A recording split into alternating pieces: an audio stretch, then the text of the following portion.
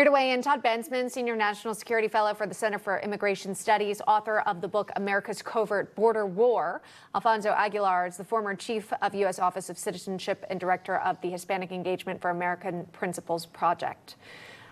So as we've been talking about, we played off the top of this segment here, Todd, the former president has a very clear warning when it comes to the possible dangers for illegal migrants coming across into this country with violent intentions. Is he justified to issue that warning, Todd? Well, we're beyond hyperbole and alarmism at this point. We have a terror attack, an apparent terror attack on Quantico military base on May 3rd by a border crossing Jordanian. Then we also have 8 Tajiks who crossed the southern border, rolled up in a multi-state FBI sting just a few weeks ago. And we have a whole series of cases of terrorists, people on the FBI watch list, being accidentally released at the southern border and then crazy panic manhunts to round them up later. We have Christopher Wray, the FBI director, warning every chance he gets about the southern border and its nexus to terrorist infiltration and other transnational criminal organization threats. And we have the DHS 2024 threat assessment written by the intelligence community, warning about the southern border's nexus to terrorist infiltration and other kinds of crime. So I think Donald Trump is in the mainstream on this issue. And Alfonso, this brings up some of these just horrific actions that we've seen. The arrest of 2 illegal immigrants over last week. This is the death of a 12-year-old girl, a girl who was murdered in Houston, Texas. You see the 2 arrests here. And then the 12-year-old girl, a family grieving. That's not the only family grieving.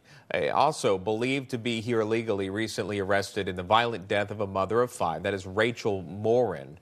Again, now those 5 growing up without their mother. This is somewhat been stories that we continue to see. Again, those are crossing illegally. They got through CBP. They've been vetted. They were allowed to stay. You see these gruesome attacks. Could this be something that we see brought up at the debate this weekend? Because border policies on the Biden administration, that has been front and center from Trump's attacks on President Biden. Do you see this coming Thursday? Oh, absolutely. Immigration has become the #1 issue for voters, and many polls show that. I suspect President Biden is going to say that he's trying to do something, but Congress didn't give him the legislation that he supposedly needs. Yeah. And I think President Trump has to be clear. Biden doesn't need new legislation to achieve operational control of the border. He has all the tools in the law to shut down the border. Section 212F of the Immigration and Nationality Act is very clear. The president can take action when there is an emergency to shut down the border, and that's exactly what needs to be done. And I think President Trump has to also be clear that there's a direct correlation between the terrible crimes that we're seeing perpetrated by illegal immigrants throughout the country and the open border policies of the Biden administration. He's encouraged literally millions of people to make that very dangerous trek to the southern border. And when you have massive migration, the criminals, the terrorists take advantage of that vulnerability to try to enter the country. And that's exactly what we're seeing right now. So Biden will try to blame the Republicans, which is really ridiculous. But Trump has to be firm and explain the situation. Yeah. Biden's not alone, by the way, where he places blame for the crisis. Democratic Senator Elizabeth Warren made national appearances yesterday morning defending the border crisis and, of course, blaming Republicans. In case you missed it, here's that. Remember, on the very first day that he was sworn into office, President Biden asked Congress both for the resources and for comprehensive immigration reform. The Republicans blocked it, blocked it, blocked it, blocked it. Donald Trump didn't have that either, Senator. He didn't have that either, and there were 2 million during his entire term. Until last fall. The president tries to deal with the problem that is presented to him. He can't deal with it if Congress and the Republicans continue to block him.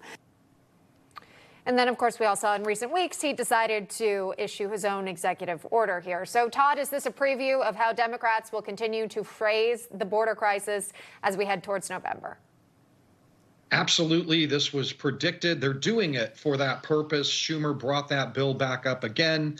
They want to see it continually be torpedoed so that they can use that narrative.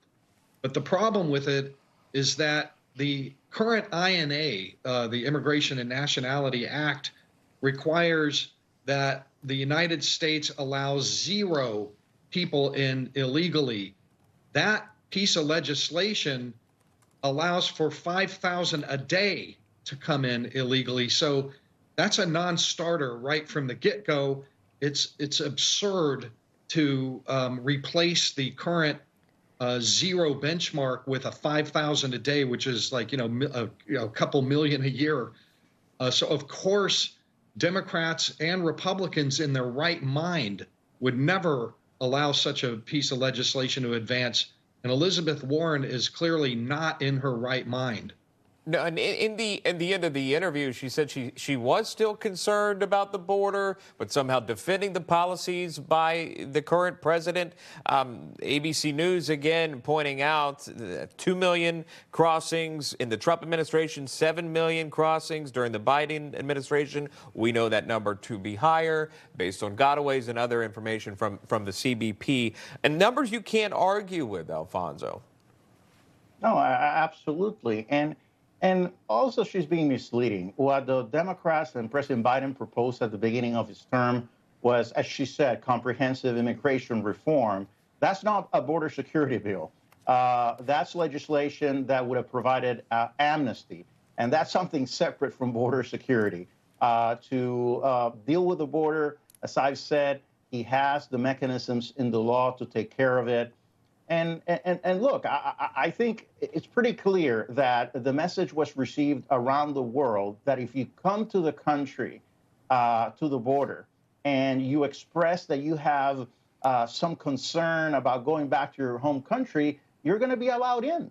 And I think Mayorkas said it in a private meeting with Border Patrol officials that about 85% of those arriving at the border are being let in.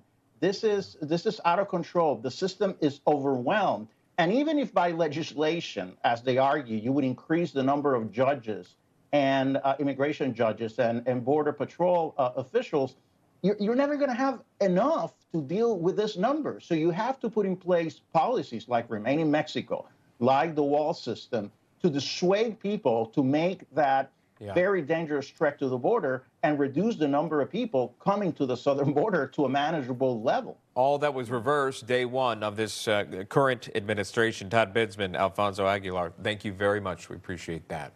Thank you. Thank you.